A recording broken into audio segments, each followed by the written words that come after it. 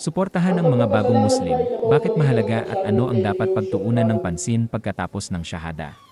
Kapag ang isang tao ay nagsabi ng shahada, magbabago ang kanilang buhay magpakailanman.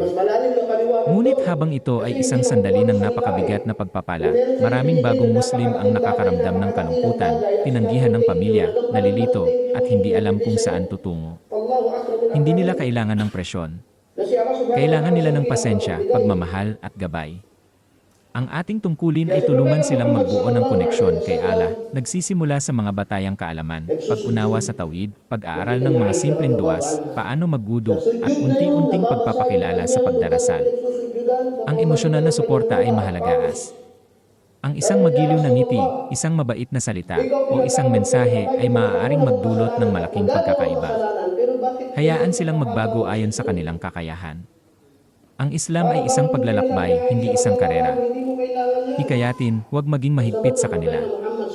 Suportahan sila sa mga tunay na pagsubok sa buhay, kung ito man ay ang pagdarasal sa trabaho, paghahanap ng halal na pagkain, o pagharap sa mga hamon sa pamilya. Imbitahan sila sa mga kaganapang Islamiko at klase, at ikonekta sila sa mga maaasahang mapagkukunan ng pagkatuto tulad ng New Muslim Academy.